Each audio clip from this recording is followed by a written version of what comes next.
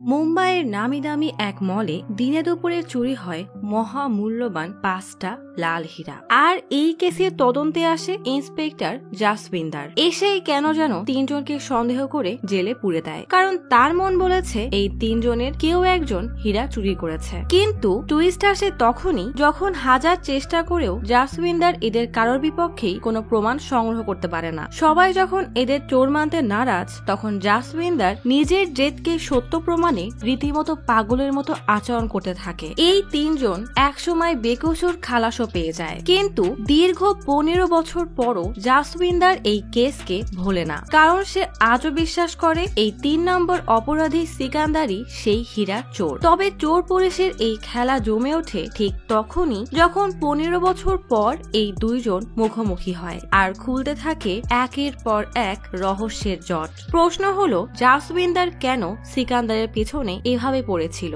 গল্পটা কি শুধুই চুরির, নাকি এর পেছনে আছে অন্য কোনো মাস্টার প্ল্যান? এমনই সাসপেন্স, টুইস্ট আর থ্রিলারে ভরা গল্প নিয়ে আজ এক্সপ্লেইন করব সম্প্রতি মুক্তিপ্রাপ্ত মুভি সিকান্দার কা মুকাদ্দার। 2009 সালের 15 ফেব্রুয়ারি মুম্বাইতে এশিয়ার সবচাইতে বড় ডায়মন্ডের এক্সিবিশন হচ্ছিল। হলরুমে ঢুকতে হলে বেশ কড়া সিকিউরিটি পার হয়ে তবেই ভেতরে যেতে হবে। হীরার এই প্রদর্শনীতে অংশ নিতে ভারত সহ এশিয়ার বেশ কয়েকটা নামকরা হীরা শোরুম অংশ নেয়। পুলিশ ইন্সপেক্টর কামলে সহ তার পুরো টিম ছদ্মবেশে হলরুমের চারিদিকে ছড়িয়ে ছিটিয়ে হীরা পাহারা দিচ্ছিল। হীরার এক্সিবিশনে কোঠারি নামের একটা হীরার দোকানও অংশ নিয়েছে। এই দোকানে গত 3 মাস ধরে সেলস গার্লস এর কাজ করে কামিনী, আর তার সাথে দোকানের ম্যানেজার মাঙ্গেশও আছে। মাঙ্গেশ গত 32 বছর ধরে কোঠারি জুয়েলার্স এ কাজ করে। তাদের পাশের শোরুমে যেই ছেলেটা সেলস গার্লস কে কম্পিউটারে কাজ শেখাচ্ছে তার নাম সিকান্দার। অপরদিকে একটা লোক বেশ ঘাবড়ে গিয়ে দৌড়াতে মন্দিরের পিসিউ থেকে এক্সিবিশন হলরুমের সিকিউরিটি ইনচার্জ কে কল করে লোকটা বলে, আরে গাধা, ইন্সপেক্টর কামলেশকে ফোন দে, সময় নষ্ট করিস না, তোদের ডায়মন্ড এক্সিবিশন হলরুমে ডাকাতি হবে। সিকিউরিটি ইনচার্জ সাথে সাথেই কামলেকে কল করে সিকিউরিটি রুমে আসতে বলে। কামাল এসে লোকটাকে কিছু বলার আগেই লোকটা বলে 4 জন ডাকাত হল নাম্বার 1-এ কিছুক্ষণ পরেই ডাকাতি করবে। তাদের কাছে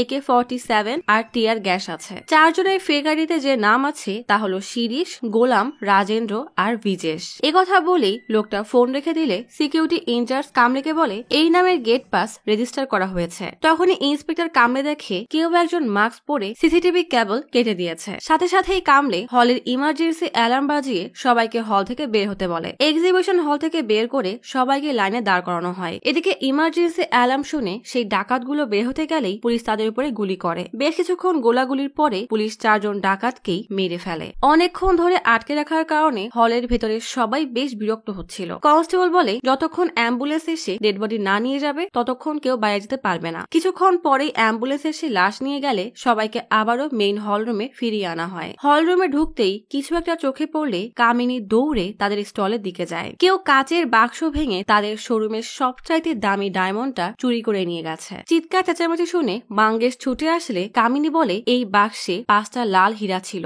আমরা তো সবকিছু লক করে রেখেছিলাম। কামলে কনস্টেবলকে ডেকে বলে, হল থেকে বের হওয়ার সব গেট বন্ধ করে দাও। কামলে জিজ্ঞেস করে, আপনারা কাউকে কাজ ভাঙতে দেখেছেন? কামিনী বলে, আমরা তো বাকি সবার সাথেই ছিলাম, আমরা কিভাবে জানবো? হলের বাকি সবাই বলে, আমরা কতক্ষণ এখানে থাকবো, আপনি সবাইকে চেক করে আমাদেরকে যেতে দিন। কামলে জানায়, আমার অনুমতি নেই, বড় অফিসার এসে ইনকোয়ারি করবে, তারপরেই আপনারা যেতে পারবেন। কিছুক্ষণের মধ্যেই সিবিআই অফিসার জাসবিন্দার সিং তার টিম নিয়ে এক্সিবিশন হলে আসে। ইন্সপেক্টর সিং আসলে কামলে বলে, 4 জন ডাকাত ছিল, সবাই মারা গেছে। পরিস্থিতি স্বাভাবিক হলে সবাই যখন আবারও হল রুমে আসে তখনই জানা যায় একটা স্টল থেকে হীরা চুরি হয়ে গেছে। ডাকাতি হওয়ার আগেই একজন কল দিয়ে আমাদের সাবধান করেছিল, আমরা লোকটাকে ধরার চেষ্টা করছি। সব শুনে সিং বলে, কেউ সুযোগ বুঝে হীরা নিয়ে গেছে, তোর কি কারোর উপর সন্দেহ হয়? কামলে বলে, ওই যে নীল কোট পরে যে 2 জন দাঁড়িয়ে আছে তারা ওই দোকানের স্টাফ। এটা নিজেই বলেছে, সবার পরে ওরা দুজনই হল থেকে বের হয়েছিল। সিং দুজনকে ডাকলে কামিনী আর মাঙ্গেশ এগিয়ে আসলে সিং সবাইকে জিজ্ঞেস করে, আপনারা কি এদের চেনেন? সবাই বলে,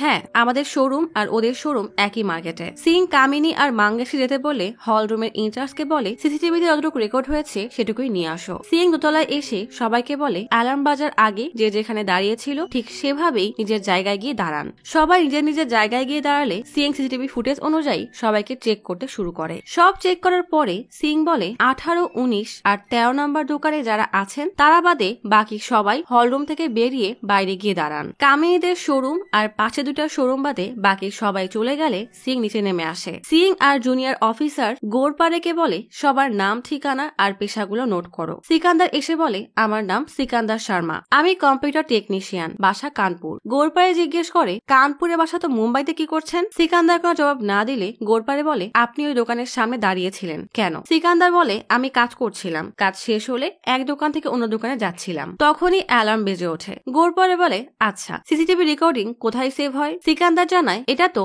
সিসিটিভি টেকনিশিয়ানই ভালো বলতে পারে। গোরপারে তুমি এখন যাও, দরকার হলে আবার ডাকবো। যাওয়ার সময় একজনের সাথে ধাক্কা লাগলে সিং সিকান্দারকে ডাক দেয়। সিং সিকান্দারকে জিজ্ঞেস করে এত তাড়াহুড়ো করে কোথায় যাচ্ছিলে? সিকান্দার বলে স্যার আসলে আমার মা অসুস্থ, সে বাসায় একা। সিং বলে আচ্ছা একটা কাজ করো, কি হয়েছিল আবারও শুরু থেকে বলো। সিকান্দার পাশের শোরুমের সামনে এসে বলে আমি এখানে দাঁড়িয়েছিলাম, এখান থেকে ওই শোরুমে যাওয়ার সময় অ্যালার্ম বেজে ওঠে, তখনই গুলির শব্দ শুনলে পুলিশ বলে ডাকাত এসেছে। তারপর সব শান্ত হলে আমরা আবারও হলরুমে ফিরে আসি। সিং জিজ্ঞেস করে যখন অ্যালার্ম বেজেছিল ঠিক করে বলো তুমি তখন কোথায় দাঁড়িয়েছিলে? সিকান্দার আবারও শোরুমের সামনের সে জায়গাটা দেখালে একটা লোক বলে আরে এখানে তো আমি দাঁড়িয়েছিলাম আর তুমি ওখানে দাঁড়িয়েছিলে। সিকান্দার বলে না না আপনি হয়তো ভুল বলছেন। সিং বলে সিকান্দার শর্মা তুমি কামিনী আর মাঙ্গেশকে কিভাবে চেনো? সিকান্দার জনের দিকে তাকিয়ে বলে আমি এদের চিনি না, আমি শুধু ওদের অফিসের সফটওয়্যার ইনস্টল করতে গিয়েছিলাম। সিং গোরপারকে বলে সিকান্দারকে ভালোভাবে চেক করো। সিকান্দারকে তল্লাশি করতে নিয়ে গেলে সিং কামিনী আর মাঙ্গেশকে বলে আপনারা এদিকে আসেন। দুজনে আসলে সিং বলে ওই যে ছেলেটা গেল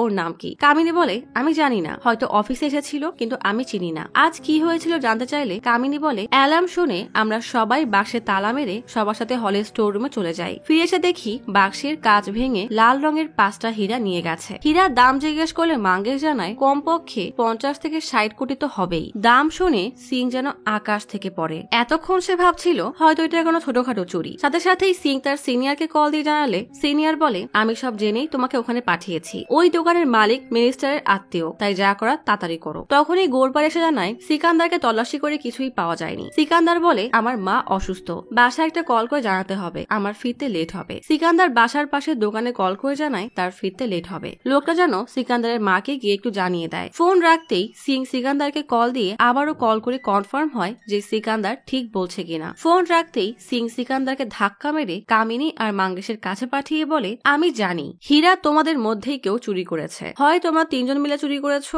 নয়তো যে কোনো একজন। এখনো সময় আছে বলে দাও, নয়তো রিমান্ডের টর্চার সহ্য করার ক্ষমতা তোমাদের নেই। মাঙ্গেশ বলে আমি 32 বছর এই কোম্পানিতে কাজ করি, আপনি চাইলে কোম্পানিকে জিজ্ঞেস করুন। সিং কামিনীকে জিজ্ঞেস করে তুমি কতদিন কাজ করো? কামিনী বলে আমি 3 মাস আগে জয়েন করেছি। সিকান্দার বলে আমি হীরা চুরি করিনি আর আমি এই দুজনকে চিনিও না, আমার মা অসুস্থ, আমাকে বাসা যেতে দিন। সিং বলে আমার সিক্স সেন্স বলছে তুমি যতটা সহজ সহজ সাঁতার অভিনয় করছো তুমি তার থেকেও অনেক বেশি চালাক। সিং গোরপারেকে বলে ডায়েরিতে কেস ফাইলে হীরার চুরির সন্দেহভাজন হিসাবে এই 3 জনের নাম লেখো। 3 জনকে থানায় নিয়ে আসা হয়। কামিনীর একটা ছোট বাচ্চা আছে তাই তাকে বাইরে আর বাকি 2 জনকে লকআপে আটকে রাখে। মাঙ্গেশ বলে আমি 32 বছর কাজ করছি, তারপরও মালিক একবারও বললো না যে আমি এমন করতে পারি না, কিন্তু কামিনী কেন মিথ্যা বললো? সে তো এর আগেও 4 বছর এই কোম্পানিতে কাজ করেছে, তারপর চাকরি ছেড়ে দিয়ে 3 মাস আগে আবারও জয়েন করে। কথাটা শুনে কামিনীর উপর সিকান্দারের সন্দেহ হয়। তখনই কনস্টেবল এসে সিকান্দারকে টর্চার সেলে এনে চেয়ারে বসিয়ে হাত পা বেঁধে ফেলে। সিং বলে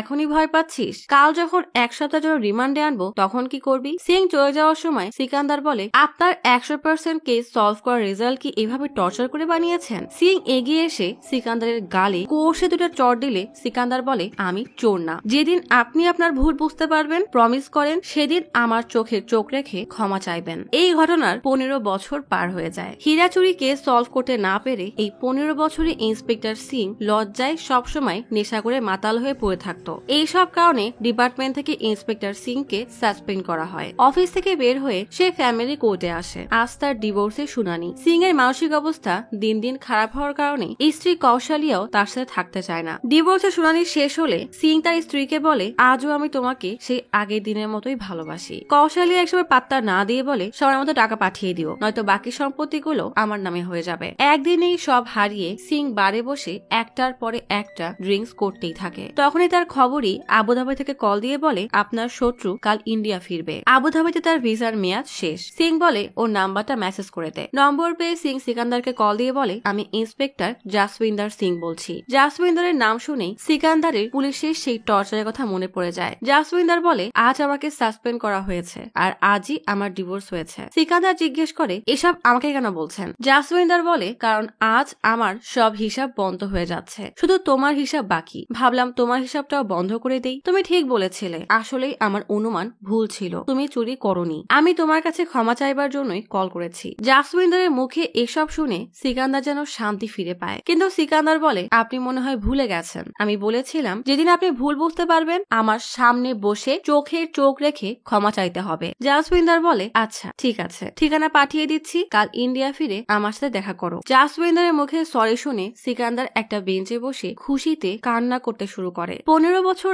আগে কেসের শুনানির দিন কামিনী তার বোন আর ছোট ছেলেকে নিয়ে কোর্টের বারান্দায় বসেছিল। সিকান্দার তার মাকে বলে চিন্তা করো না, কোনো প্রমাণ না পেলে আমাদের জামিন দিয়ে দিবে। শুনানি শুরু হলে সরকারি উকিল বলে চুরির সময় এই 3 জন বাক্সের আশেপাশেই ছিল, তাই আসামিদের 14 দিনের রিমান্ডে দিলে সব সত্য বের হয়ে আসবে। আসামি পক্ষের উকিল বলে সেদিন হল থেকে বের হওয়ার পরে সবাইকে চেক করা হয়েছিল, তাহলে এরা চুরি করে হীরা কোথায় রাখলো? সরকারি উকিল বলে এই 3 জনকে হাসপাতালে নিয়ে এক্স-রে করার অনুমতি দেন। এর আগেও এমন অনেক কেস আছে যে হীরা চুরি বা পাচারের সময় অপরাধী সেটা গিলে ফেলেছে আর তারা এখনো বেঁচে আছে। সবকিছু বিবেচনা করে বিচারক সবাইকে হাসপাতালে নিয়ে এক্স-রে আর 7 দিনের রিমান্ড মঞ্জুর করে। 3 জনকে হাসপাতালে এক্স-রে রুমে নিয়ে যাওয়ার সময় একটা নার্সের সাথে সিকান্দারের ধাক্কা লাগে। একে একে 3 জনের এক্স-রে শেষ হলে রিপোর্টে দেখা যায় কারো পেটেই হীরা নেই। তখনই গোরপাড়ে কল করে সিংকে বলে সেদিন যে লোকটা কল করে ডাকাতির খবর দিয়েছিল তাকে থানায় নিয়ে এসেছি। জাসমিন্দার সাথে সাথেই থানায় এসে লোকটাকে জিজ্ঞেস করে সেদিন কি হয়েছিল। লোকটা জানায় সেদিন মেয়েকে স্কুলে যাওয়ার জন্য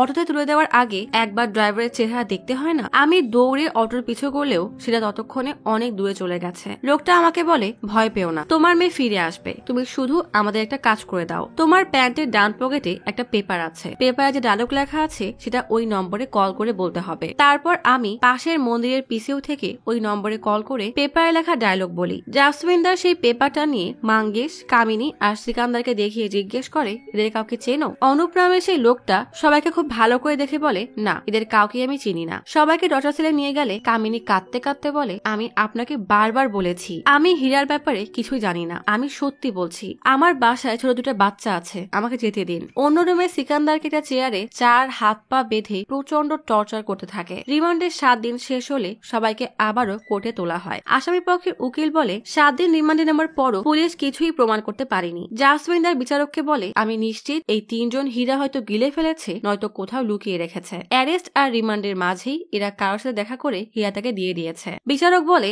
আপনার এসব মন গড়া কথায় কেস চলতে পারে না, আমি 3 জনকে জামিন দিয়ে দিচ্ছি। জামিন পেয়ে সিকান্দার বাসায় ফিরে আসে। তার পুরো শরীরে পুলিশের আঘাতের দাগ। মায়ের হাতে বালা না দেখলে তার মা বলে কেস চালাতে গিয়ে বিক্রি করে দিয়েছে, তুই ফিরে এসেছিস আবার কিনে নিব। সিকান্দার বলে জামিন দিয়েছে কিন্তু কেস চলবে, হয়তো আবারও অ্যারেস্ট করে নিয়ে যাবে। তখন একটা মেয়ে এসে দরজায় বেল বাজায়। দেখা যায় এটা সেই মেয়েটাই যে সেদিনকে হাসপাতালে নার্সের পোশাকে ছিল। সিকান্দারের মা দরজা খুলে বলে ভালোই হয়েছে তুমি এসেছো, তুমি ওর পিঠে ওষুধ দিয়ে দাও, আমি চা বানাচ্ছি। এই মেয়েটার নাম প্রিয়া। প্রিয়া মলম লাগিয়ে দিলে সিকান্দার বলে ভালোই করেছো, তুমি সেদিন আমার সাথে কথা বলোনি, না হলে ওই পাগল ইন্সপেক্টর তোমাকেও এসবের মধ্যে জড়িয়ে নিত। প্রিয়া বলে বিনা কারণে কিভাবে জড়াবে? সিকান্দার বলে আরে ওই অফিসার সব পারে, ও শুধু নিজের ট্র্যাক রেকর্ড ভালো রাখতে চায়। সিকান্দারের মা প্রিয়াকে জিজ্ঞেস করে তোমার মা বলছিল সন্ধ্যায় নাকি ছেলে পক্ষ আসবে। প্রিয়া সিকান্দারকে খোঁচা মেরে বলে হ্যাঁ, আমার হাসপাতালেই কাজ করে, কি করব, আপনার ছেলে তো পাত্তাই দেয় না, তাই ভাবলাম কতদিন আর এমন বসে থাকবো, সেটেল হয়েই যাই। সিকান্দার প্রিয়ার বিয়ের কথা শুনে শুভকামনা দিলে প্রিয়া অভিমান করে চলে যায়। পরের দিন সিকান্দার ক্লায়েন্টের কাছ থেকে টাকা নিতে অফিসে আসলে গার্ডটাকে ঢুকতে দেয় না। পুলিশ কেস হওয়ার জন্য সিকান্দারের পরিচিত সবাই তাকে ধিক্কার জানিয়ে ঘাড় ধরে বের করে দেয়। বাড়ির মালিকও বলে 2 মাসে টাকা দিতে না পারলে বাসা ছেড়ে দিতে হবে। অনেক কাকুতি মিনতি করে সিকান্দার 1 সপ্তাহের সময় চেয়ে নেয়। কোর্টে গেলে উকিল এসে কামিনী আর মাঙ্গেশকে বলে বিচারক আসেনি, 3 মাস পরেই দেখা যাবে। তারপর সিকান্দারের কাছে এসে বলে 3 মাস পর আবারও ডেট পড়েছে, আমার ফি কোথায়? সিকান্দার বলে একটু সময় দেন, আপনার টাকা দিয়ে দিব। উকিল কিছুতেই শুনতে চায় না। উকিল বলে এমনিতেই আঙ্কেলের জন্য অনেক ডিসকাউন্ট করে দিয়েছি, এরপর আর সম্ভব না। ঠিক তখনই কামিনী এসে সিকান্দারকে কিছু টাকা দিয়ে বলে আপনি যে টাকা ধার নিয়েছিলেন সেটা নিয়ে নেন। উকিল সিকান্দার থেকে টাকা নিয়ে গুনতে থাকে আর সিকান্দার অবাক হয়ে কামিনীকে দেখতে থাকে। কিছুক্ষণ পর কোর্টের বাইরে বসে দুজনে চা খাওয়ার সময় সিকান্দারকে সাহায্য করার জন্য সিকান্দার কামিনীকে ধন্যবাদ দিয়ে জিজ্ঞেস করে, আপনার পরিবারে কে কে আছে? কামিনী বলে, আমার 1 বছরের বাচ্চা আর ছোট বোন, আর আমার স্বামী সে অন্য কাউকে পেয়ে আমাকে ছেড়ে চলে গেছে। বাদ দেন আমার কথা, আপনার পরিবারে কি আছে?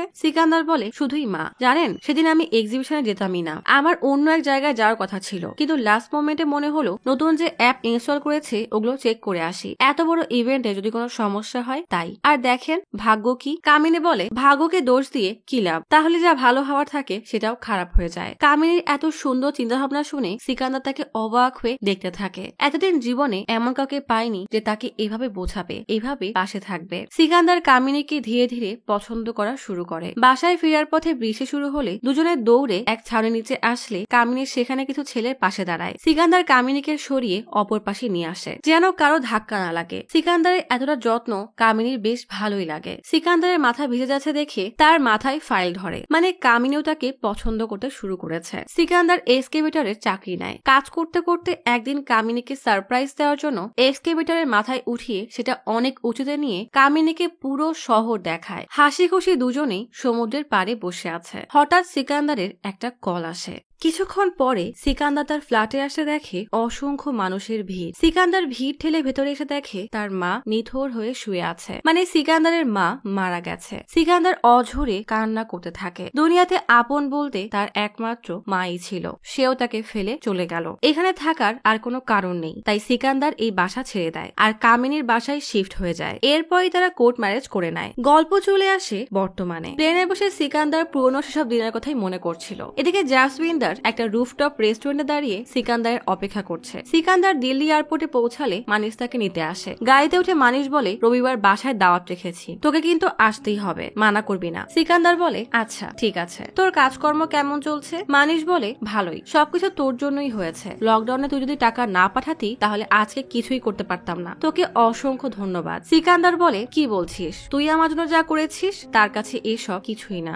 আচ্ছা আমাকে সামনে নামিয়ে দে, আর বাসায় গিয়ে কামিনীকে বলিস ঘন্টা কয়েকের মধ্যেই চলে আসবো। মানিশ জিজ্ঞেস করে, কোথায় যাবি? সিকান্দার বলে, একটা পুরনো হিসাব ক্লিয়ার করতে হবে। সিকান্দার গাড়ি থেকে নেমে সেই রেস্টুরেন্টে আসে যেখানে জাসবিন্দার আছে। পুরো রেস্টুরেন্টে জাসবিন্দার একাই বসে আছে। সিকান্দার এসে বসলে তাকে দেখে জাসবিন্দার বলে, একদম বড় সাহেব মনে হচ্ছে। এরপর ড্রিঙ্কস দিয়ে বলে, শুভ জন্মদিন। সিকান্দার বেশ অবাক হয়ে তাকায়। জাসবিন্দার বলে, তোমার আত্মসম্মান আর বিবেকের আজ পুনর্জন্ম হবে। সিকান্দার বলে, এসব বাদ দিয়ে যা শোনার জন্য এসেছি সেটা বলেন। 15 বছর ধরে আমার কান যে কথা শুনতে চায় সেটা বলেন। জাসবিন্দার জিজ্ঞেস করে, তুমি কি মনে করো যে আমি তোমার জীবন নষ্ট করে দিয়েছি? সিকান্দার বলে, হ্যাঁ, আপনার ওই অনুমান আমার জীবনটা নষ্ট করে দিয়েছে। জাসবিন্দার আফসোস করে বলে, আসলে আমার ওই অনুমানের জন্যই আমি আমাদের দুজনের জীবনই নষ্ট করে দিয়েছি। ক্ষমা তো আমি চাইবো, কিন্তু যতক্ষণ না তুমি জানবে আমি তোমার সাথে কি কি করেছি ততক্ষণ ক্ষমাটা যথেষ্ট হবে না। সিকান্দার বলে, আমি জানি আপনি কি করেছেন। আমার চাকরি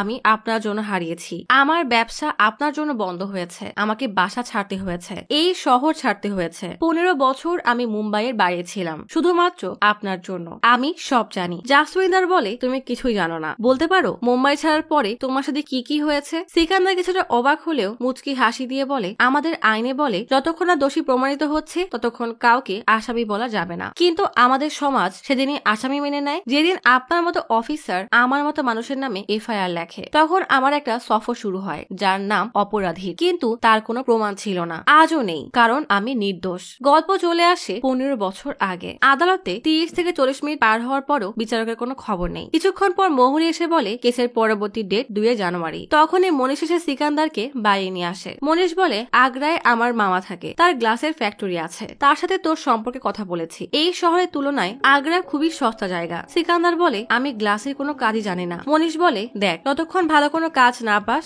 এটা করতে থাক, পরে না হয় ছেড়ে দিস, মামার সাথে বিশ্বস্ত লোক লাগবে। সিকান্দার বলে, যদি সে আমার কেস সম্পর্কে জানতে পারে? মনীষ বলে, দাঁড়া কথা বলে আসি। মনীষ কথা বলতে গেলে সিকান্দার কামিনীকে বলে, আমার কাছে আগ্রা যাওয়ার টাকা নেই, তার উপরে দিব্যার পড়ালেখার খরচ। মনীষ এমনিতেই আমাদের জন্য অনেক করেছে। কামিনী বলে, চিন্তা করো না, আমার কাছে কিছু টাকা আছে। ঠিক তখনই মনীষ এসে বলে, মামাকে তোর কেস সম্পর্কে বলেছি, তোর চাকরি কনফার্ম, 15,000 টাকা বেতন, সাথে বাসাও দিবে, আর আমি তোর কম্পিউটারের কাজের কথাও বলেছি, সেটাও করতে পারবি, সমস্যা নেই। মনীষ আর কামিনী মনীষের সাপোর্টে সিকান্দার রাজি হয়ে যায়। পরিবার নিয়ে সিকান্দার আগ্রা চলে আসে। মনীষের মামা তাদেরকে বাসা দেখিয়ে দেয়। যখন সিকান্দারের জীবনের সকল রাস্তা বন্ধ হয়ে গিয়েছিল তখন কামিনীর সাহায্যে সিকান্দার আবারও নতুন করে বাঁচার স্বপ্ন দেখে। মামা ফ্যাক্টরিতে এনে সিকান্দারকে কাজ বুঝিয়ে দেয় যে কিভাবে চুড়ি তৈরি করা হয়। কেটে যায় 2টা বছর। অতীতের ঘটনাকে জীবনের একটা দুঃস্বপ্ন ভেবে হাসি খুশি সুন্দর স্বাভাবিক জীবন কাটাচ্ছিল সিকান্দার আর কামিনী। ঠিক তখনই একদিন মাঙ্গেশ কল করে সিকান্দারকে বলে, তোমার আর কামিনীর নামে অ্যারেস্ট ওয়ারেন্ট বের হয়েছে।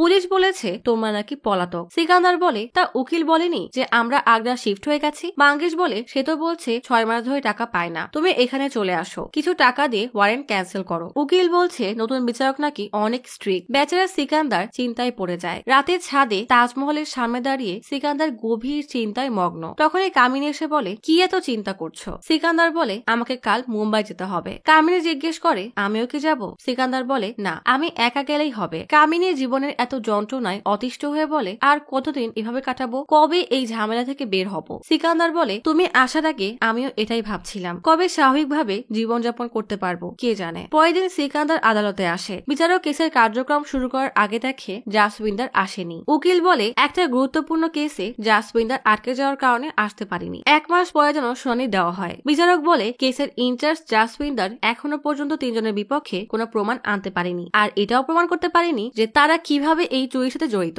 চার্জশিট ফাইল দেখে মনে হচ্ছে খুবই আনপ্রফেশনাল ইনভেস্টিগেশন করা হয়েছে, তাই 3 জনকেই এই কেস থেকে খালাস করে দেওয়া হয়, আর এর এক কপি পুলিশ কমিশনারকেও পাঠানো হবে। বেকসুর খালাস পেয়ে সিকান্দার, মাঙ্গেশ আর মনীষ সবাই অনেক খুশি। এত মাসের ভোগান্তি শেষে অবশেষে তারা মুক্তি পেল। খুশি মনেই সিকান্দার বাসায় ফিরছে। পথে রাজু ড্রাইভার তাকে ডাক দিয়ে বলে, বাসায় কেউ নেই, অনেক ধাক্কালাম, কেউ দরজা খুললো না। সিকান্দার জিজ্ঞেস করে, কেন, কি হয়েছে? রাজু বলে, কিছু টাকার দরকার। সিকান্দার কিছু টাকা দিয়ে বলে, বাকিটা পরে দিয়ে দিব। সিকান্দার বাসায় এসে দরজা নক করে, কিন্তু ভেতর থেকে কোনো শব্দই পাওয়া যায় না। অনেকক্ষণ পর কামিনী দরজা খোলে। তাকে দেখে বেশ অসুস্থ মনে হয়, কিন্তু সিকান্দার কেস থেকে মুক্তি পাওয়ার খুশিতে বিষয়টা খেয়ালই করে না। বাচ্চাদের কথা জিজ্ঞেস করলে কামিনী বলে, পাশের বাসায় টিভি দেখতে গেছে। কামিনীকে কেস খালাসের বিষয়ে জানালেও কামিনীর মুখে কোনো হাসিই নেই। কামিনী কাশি দিলে সিকান্দার জিজ্ঞেস করে, কি হয়েছে? কামিনী বলে, তেমন কিছু না, কাজ করতে করতে ক্লান্ত লাগছে, তুমি যাও, আমি পানি নিয়ে আসছি। সিকান্দার রুমে যেতে গিয়েও আবার পিছনে ফিরে দেখে কামিনী মাথা ঘুরে পড়ে যাচ্ছে। সাথে সাথেই তাকে হাসপাতালে নিয়ে আসে।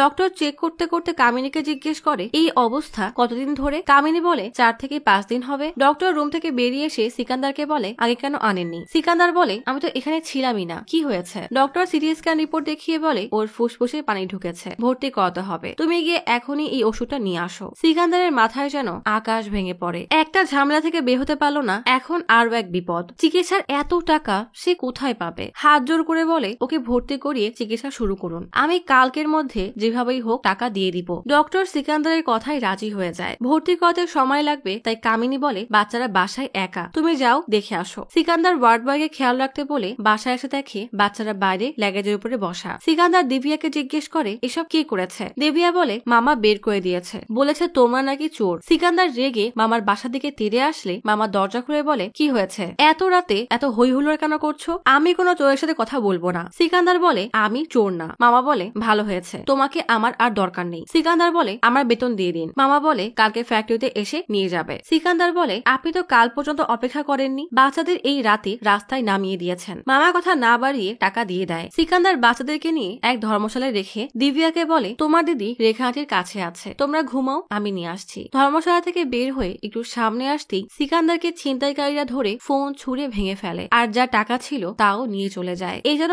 মরার উপরে খাড়ার ঘা, বিপদের উপরে বিপদ। অসহায় সিকান্দারের এখন কান্না করা ছাড়া আর কিছুই করার থাকে না। রাস্তার উপরে পড়ে পড়ে অঝরে চিৎকার করে কান্না করতে থাকে। জীবন যুদ্ধে হার মেনে বাঁচার সব আশা হারিয়ে এক ব্রিজের উপরে এসে দাঁড়ায়। আজ সে নিজেকে এই অভিশপ্ত জীবন থেকে একদম মুক্ত করে দিবে। ঝাঁপ দিতেই যাবে, তখনই গাড়ির হর্ন শুনে কি একটা চিন্তা করে আবারও নিচে নেমে আসে। চোখের পানি মুছে সোজা হাঁটা শুরু করে। সিকান্দার জাসমিনদারকে বলে, জীবন যুদ্ধে সব আশা হারানো আমি সেদিন কেন ফিরে এসেছিলাম জানেন? আমি চিন্তা করেছিলাম আমার লড়াই তো শুধু আপনার সাথে, আপনি মামাকে কল করে আমার কথা বলেন আর চাকরি থেকে বের করিয়ে দেন। সিকান্দারের ধারণাই ঠিক। জাসমিনদার যখন জানতে পারে সিকান্দার আগ্রায় আছে, তখন কনস্টেবলকে বলে, ওকে পলাতক আসামি হিসাবে ওয়ারেন্ট বের করো, আর যেখানে চাকরি করে সেখান থেকে বের করাও। জাসমিনদার জিজ্ঞেস করে, এরপর তোমার জীবনের নতুন উদ্যম নিয়ে কি করলে? সিকান্দার বলে, দেবীর কাছ থেকে ধার নিয়েছিলাম, মানে মন্দিরে গিয়ে সিকান্দার দানের থালা থেকে টাকা নিয়ে পালায়। এরপর স্টেশন থেকে মনীষকে কল দেয়। মনীষ বলে মামার কল এসেছিল,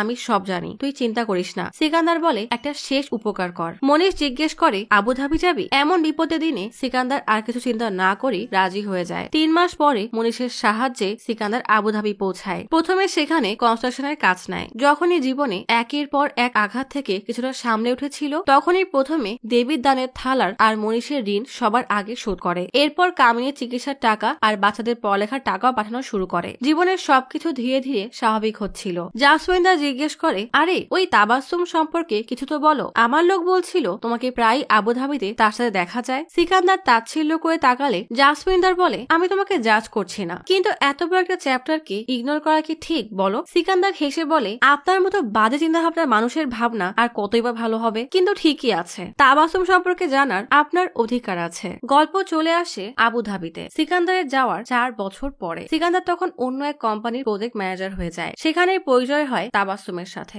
একই অফিসে কাজ করে, তারপর ইন্ডিয়ান, আবার দুজনই মুম্বাইয়ের। এই জন্য তারা একসাথে বেশি সময় কাটাতো। তাবাসসুম কামিনী সম্পর্কেও জানতো। একদিন অফিস থেকে বের হওয়ার সময় তাবাসসুম মুভি দেখার কথা বলে, তাই তারা অফিস শেষে পরের দিন মুভি দেখতে যায়। মুভি শেষে থিয়েটার থেকে বের হলেই হঠাৎ এক ইন্ডিয়ান লোক এসে তাবাসসুমকে ডাক দেয়। তাবাসসুম তাকে এড়ানোর চেষ্টা করে, কিন্তু লোকটা তাবাসসুমকে ছাড়ে না। লোকটা জিজ্ঞেস করে, এখানেও কি ডান্স বারে কাজ করিস? এই কথা শুনে সিকান্দার অবাক হয়ে যায়। লোকটা সিকান্দারকে সাথে দেখে বলে, ডান্স ছেড়ে বিয়ে করে সেটেল হয়ে গেছিস? সিকান্দারের বুঝতে বাকি থাকে না এটাও জাসওয়িন্দারের প্ল্যান। তাবাসসুমকে জাসওয়িন্দারই তার উপর নজর রাখার জন্য পাঠিয়েছে। রেগে সিকান্দার সেখান থেকে চলে আসে। তাবাসসুম সিকান্দারের পেছনে দৌড়ে এসে বলে, আমাকে বলার সুযোগ তো দিবে। সিকান্দার জিজ্ঞেস করে, কবে থেকে জাসওয়িন্দারকে চেনো? তাবাসসুম অবাক হয়ে জিজ্ঞেস করে, জাসওয়িন্দার আবার কে? সিকান্দার বলে, মুম্বাই পুলিশ। তাবাসসুম বলে, আমি এই নামে কাউকে চিনি না। সিকান্দার বিরক্ত হয়ে বলে, এই জাসওয়িন্দার আমাকে শান্তিতে কেন থাকতে দেয় না? আমার বেঁচে থাকা একদম হারাম করে দিয়েছে, আর এখন তোমার মতো বাজে মেয়েকে আমার পেছনে পাঠিয়েছে। তাবাসসুম বলে, আমি কোনো জাসওয়িন্দারকে চিনি না, আমাকে কেউ পাঠায়নি। মুম্বাইয়ের ডান্স বারে কাজ করতাম, সেখানে এমন টাকা উড়ানো অনেক মানুষ আসতো। একদিন সিদ্ধান্ত নেই এই জীবন ছেড়ে দিব, তাই ছোটখাটো কাজ করে আজ এই পর্যন্ত পৌঁছেছি। ওই লোক আমার অতীত, হঠাৎ সামনে চলে এসেছে তাই ঘাবড়ে গেছি, কারণ তুমি সাথে ছিলে, না হলে আমি আমার পরের এই জীবন নিয়ে গর্ব করি। সিকান্দার অবাক হয়ে জিজ্ঞেস করে, তোমাকে জাসওয়িন্দার পাঠায়নি? তাবাসসুম এক কথা বারবার শুনে বিরক্ত হয়ে সেখান থেকে চলে যায়। এই কাহিনী শোনার পরে জাসওয়িন্দার জোরে জোরে হাসতে হাসতে বলে, তুমি তাহলে আসলে নিচু মন মানসিকতার মানুষ। সিকান্দার আফসোস করে বলে, ঠিকই বলেছেন, কিন্তু আপনি তো আমাকে শান্তিতে থাকতে দিচ্ছিলেনই না, তাই যখনই আমার সাথে খারাপ কিছু হতো ভাবতাম আপনি সেগুলো করাচ্ছেন। জাসওয়িন্দার জিজ্ঞেস করে, এরপর আর কখনো তাবাসসুমের সাথে দেখা হয়নি? সিকান্দার বলে, আজ সকালে ফ্লাইটে ওঠার আগে আমি তাবাসসুমের কাছে যাই। সিকান্দার তাবাসসুমকে ডাকতেই তাবাসসুম বেশ অবাক হয়ে যায়। সিকান্দার বলে, আসলে সেদিনের ব্যবহারের জন্য আমি অনেক সরি, তুমি আমার জন্য ওই চাকরি ছেড়ে এখানে জয়েন করেছো। সব জানার পরেও সাহস হচ্ছিল না যে আমি তোমার সাথে দেখা করি। আসলে আজ সকালে জাসওয়িন্দার কল দিয়েছিল, আমি মুম্বাই যাচ্ছি। তাবাসসুম বিরক্ত হয়ে জিজ্ঞেস করে, কে এই জাসওয়িন্দার? সিকান্দার হাসতে হাসতেই বলে, আমার অতীতের একজন, এখন এত বলার সময় নেই, এটা তোমার জন্য, ফিরে দেখা হবে বলেই একটা খাম দিয়ে দৌড়ে চলে আসে। এইসব শুনে জাসওয়িন্দার হাসতে হাসতে বলে, তুমি দেখি একদম রোমিও ফেল, এখানে কামিনী, ওখানে তাবাসসুম, আর আমি তো একজনকে সামলাতে পারছি না। সিকান্দার টিটকারি করে বলে, কারণ আপনি আপনার জেদকে সত্যি প্রমাণ করার জন্য পাগল হয়েছিলেন, তাই সব হারিয়ে বসে আছেন। কথাটা শোনা মাত্রই জাসওয়িন্দারের সব হাসি গায়েব হয়ে যায়। জাসওয়িন্দার বলে, আমি আসলেই সরি, পারলে আমাকে মাফ করে দিও, আমি আসলেই ভুল ছিলাম আর তোমার সাথে অনেক খারাপ করেছি। আসলে সেদিন তুমি এত তাড়াহুড়া যাচ্ছিলে যে আমার মন ডেকে ডেকে বলছিল তুমিই চোর। সিকান্দার রেগে বলে, আমার মা সেদিন অসুস্থ ছিল, বাসায় একা ছিল, তাই আমি তাড়াহুড়ায় ছিলাম। জাসওয়িন্দার তীব্র অপরাধ বোধ নিয়ে বলে, আমি আসলেই অনেক বড় ভুল করে ফেলেছি, তুমি আসলে চুরি করোনি, আমার মন সেদিন আমাকে ভুল বলেছিল। এত বছর পরে, এতটা কষ্ট সহ্যের পরে এই সরি আসলেই কোনো মূল্য নেই, তবে একটা মানসিক শান্তি অবশ্যই আছে। ফাইনালি সিকান্দার নির্দোষ প্রমাণ হলো। সিকান্দার ছলছল চোখে তীব্র ঘৃণা নিয়ে বলে, আশা করি জীবনে কোনোদিন আপনার সাথে আমার আর দেখা হবে না। বলেই উঠে যেতে গেলে জাসওয়িন্দার বলে, বসো, আমার এখনো পুরোপুরি মাফ চাওয়া হয়নি। সিকান্দার বলে, আমার যা শোনার তা শোনা হয়ে গেছে, অপরাধী নাম্বার 3 এসে বসো, এখন একটা কথা বলা বাকি। সিকান্দার কি যেন ভেবে এসে বসতেই জাসওয়িন্দার বলে, আমার অনুমান এতটাও দুর্বল না যে পুরোটাই ভুল বলবে। তোমাদের 3 জনের জামিন হওয়ার পরে আমি তোমাদের 3 জনের উপরেই নজর রাখার জন্য লোক লাগিয়েছিলাম। বিয়ের পর মানিশ যখন সিকান্দার আর কামিনীকে আগ্রা শিফট হওয়ার বুদ্ধি দেয়, তখন সিকান্দার বলে, আমার কাছে তো এত টাকা নেই। কামিনী বলে, চিন্তা করো না, আমার কাছে কিছু টাকা আছে। পরের দিনে কামিনী সিকান্দার থেকে লুকিয়ে তার পরিচিত এক জুয়েলারি শপে আসে। কামিনী ক্যাশ একটা জুয়েলারি বেচতে আসলে দোকানদার বলে, 1 লাখ দিব, একটু বসো বলেই বাড়ি টাকা আনতে যায়। কামিনীর উপর নজর রাখা লোকটা জাসউইন্দারকে জানাতেই সে কামিনীর সাথে দেখা করতে জুয়েলারি শপে আসে। জাসউইন্দারকে দেখে কামিনী বেশ ভড়কে যায়। আসলে সেই চুরি ঘটনার দিন কামিনী তার নখের মধ্যে ছোট্ট একটা হীরা লুকিয়ে নিয়েছিল। মাঙ্গের সেদিন কালেকশন চেক করতে যেতেই কামিনী ছোট সাদা এক হীরা তার নখের মধ্যে লুকিয়ে রাখে। জাসউইন্দার সব জেনে গেছে দেখে ভয়ে কামিনী কান্না করতে করতে বলে সে ওই লাল হীরার বিষয়ে কিছুই জানে না। জাসউইন্দারের সব সন্দেহ ছিল সিকান্দারকে ঘিরে, তাই সে এই সুযোগের সদ্ব্যবহার করে কামিনীকে একটা অফার দেয়। হয়তো কামিনীকে জেলে যেতে হবে, আর নয়তো জাসউইন্দারের হয়ে সিকান্দারের উপর নজর রাখতে হবে, আর নয়তো জাসউইন্দারের হয়ে সিকান্দারের উপরে নজর রাখতে হবে। সিকান্দার কখনো যদি আয়ের থেকে 1 টাকাও বেশি খরচ করে তাহলে কামিনী সেটা জাসউইন্দারকে জানাবে, আর এর বদলে জাসউইন্দার কামিনীর ফাইল বন্ধ রাখবে। আর কখনো যদি কামিনী সিকান্দারের সাথে মিলে যায় তাহলে জাসউইন্দার কামিনীর ফাইল ওপেন করে দিবে। এসব শুনে রাগে কষ্টে সিকান্দার কাঁপতে থাকে। জাসউইন্দার কখনো সিকান্দার আর তার মাকে বাড়িওয়ালাকে দিয়ে অপমান করিয়ে, কখনো চাকরি থেকে বের করিয়ে, কখনো কোনো চাকরি করতে না দিয়ে এতটা অসহায় করে দেয় যেন সিকান্দার বাধ্য হয়ে হীরা বের করে। জাসউইন্দার বলে কিন্তু তুমি তো আসলে চুরি করোইনি, তাহলে হীরা কিভাবে বের করবে? তবে এটা সত্যি কামিনী তোমাকে অনেক ভালোবাসে, সে তো চাকরি করে তোমাকে সংসার চালাতে সাহায্য করতে চেয়েছিল, কিন্তু আমি তাকে কোথাও চাকরি করতে দেইনি। হঠাৎ কামিনী তোমার তথ্য দেওয়া বন্ধ করে দেয়, কিন্তু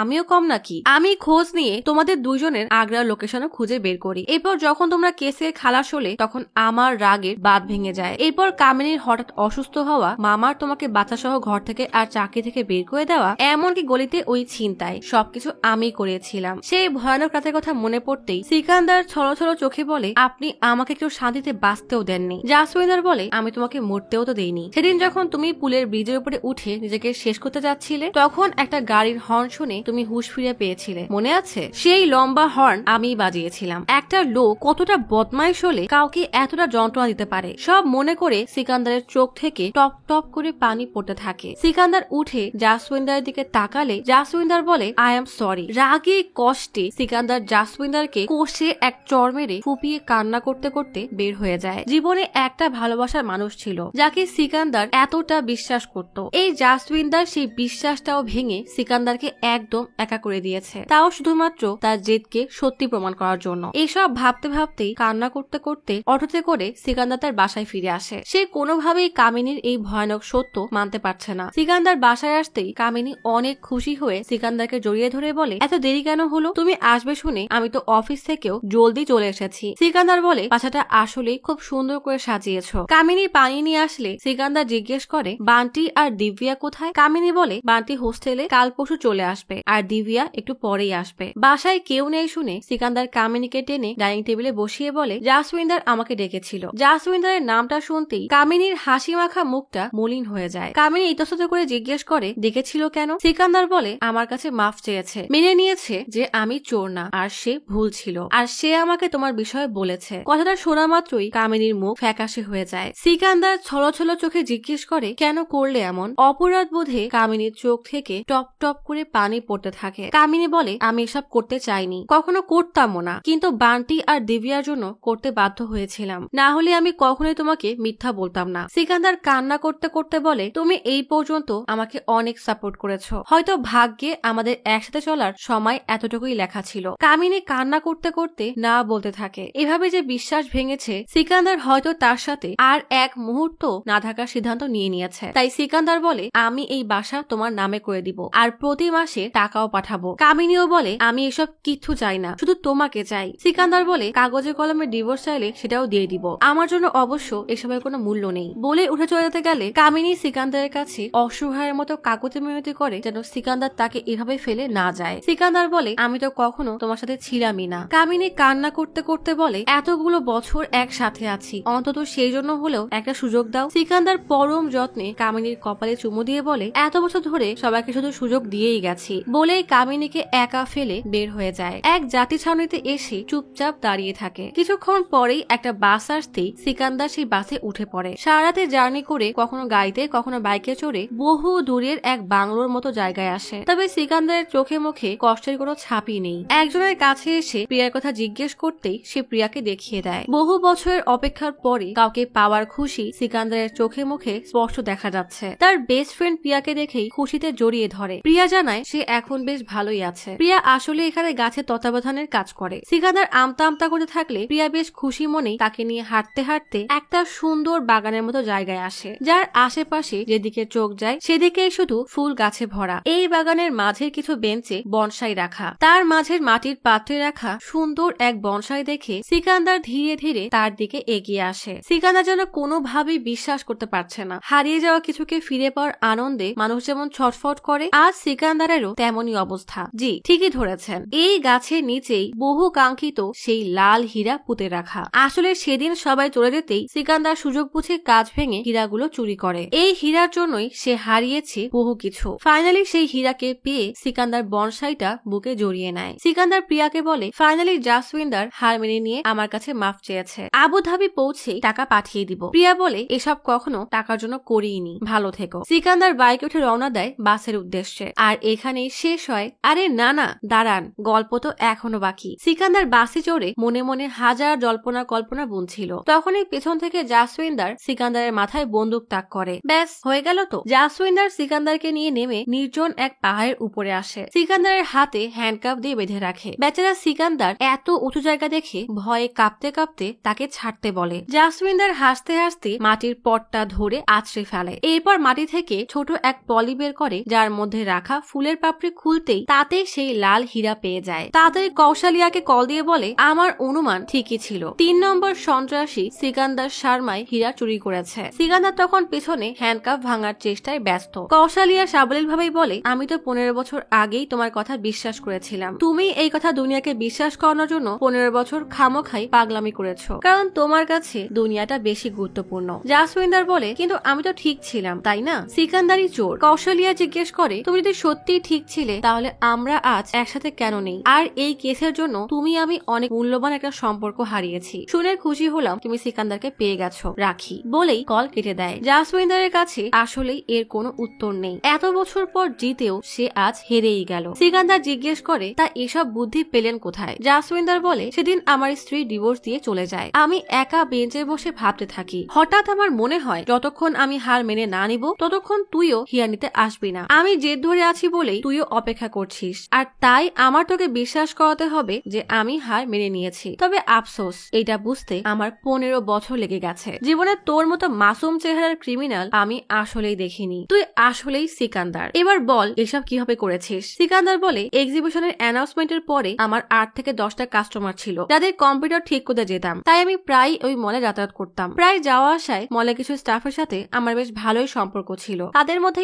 একজন ছিল তুকারাম। এক্সিবিশনের 3 দিন আগে তুকারাম জানায় তার কোন এক বন্ধুর কম্পিউটারে সমস্যা হয়েছে, কাজটা অনেক জরুরি আর ক্যাশ 5000 টাকা দিবে। তখন 5000 টাকা আমার জন্য অনেক কিছু ছিল, তাই আমি তুকারামের বলা ঠিকানায় যাই। বাসাটা বেশ আজব আর পূর্ণ ধাঁচে ছিল। দরজায় টোকা দিতে গুন্ডা টাইপের এক লোক দরজা খোলে। তুকারামের কথা বলতেই লোকটা আমাকে পিসির কাছে নিয়ে বসায়। পিসিটা লেটেস্ট মডেলের ছিল, পাশে স্ক্যানার আর প্রিন্টারও ছিল, কিন্তু লোকটাকে দেখে সাফ সাফ বোঝা যাচ্ছিল কম্পিউটারের বিষয়ে তার কোনো জ্ঞানই নেই। সমস্যা কিছুই ছিল না, শুধু প্রিন্টারের পেপার আটকে গিয়েছিল। 5000 নিব, তাই কেউ সময় তো কাটাতেই হবে। এই জন্য আমি টাইম পাস করতে কোন একটা বড় সমস্যা হয়েছে এমন ভান করতে করতে কাজ করতে থাকলাম। লোকটা পাশ থেকে শর্ট ছিলই না, তাই পানি আনতে বলি। লোকটার সামনের রুমে দরজা খুলে ঢুকতেই দেখি একটা লাল ব্যাগ, কিছু বন্দুক আর বোমা রাখা। সেখানে আরো কিছু লোকও ছিল। মনিটরে মলের এক্সিবিশনের নকল পাস বানানোর কাজ হচ্ছিল। আমার কাজে সময় লাগছে দেখে লোকটা আরেক রুমে তার কাজে যায়। সুযোগ বুঝে আমি প্রিন্টারের কাগজ সরিয়ে কাজ শেষ হয়েছে বলে উঠতেই আমাকে টাকা দিয়ে লোকটা তাড়াহুড়ায় বিদায় করে দেয়। পরের দিনই ওই লাল ব্যাগ নিয়ে কাউকে মলে আসতে দেখি। তুকারামকে ওই লাল ব্যাগ নিতে দেখে বুঝে যাই এসবে তুকারামও জড়িত। সব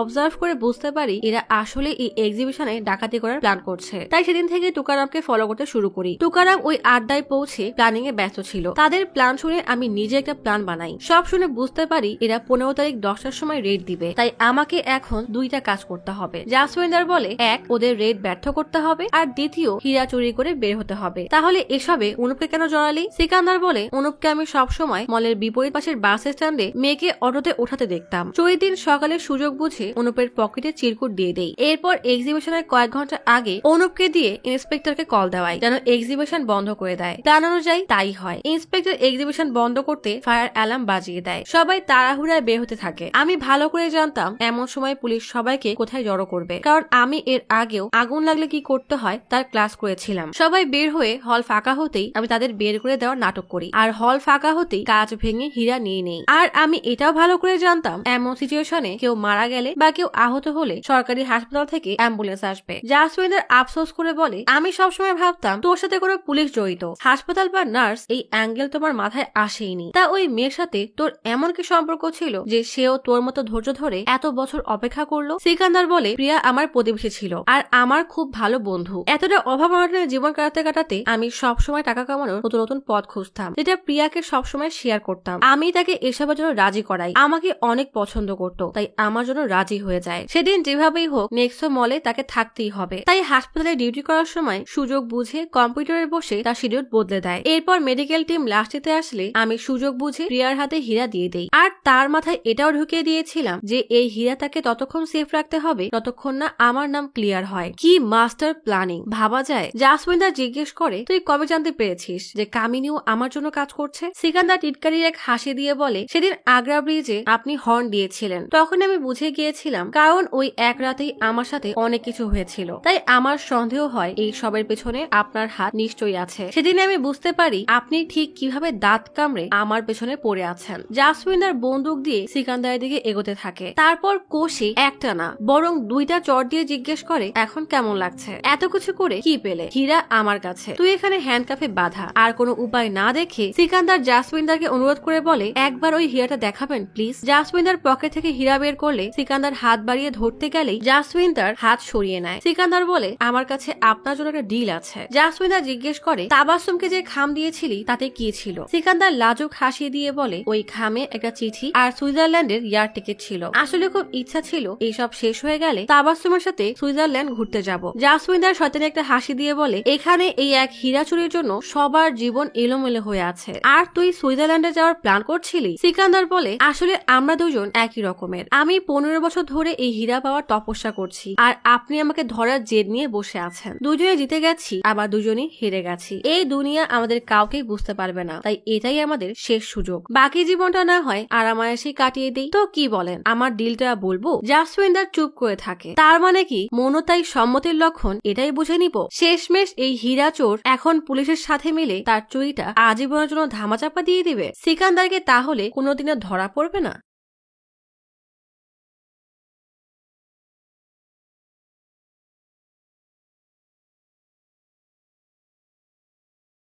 আজ তাহলে এখানেই চলে যাচ্ছি।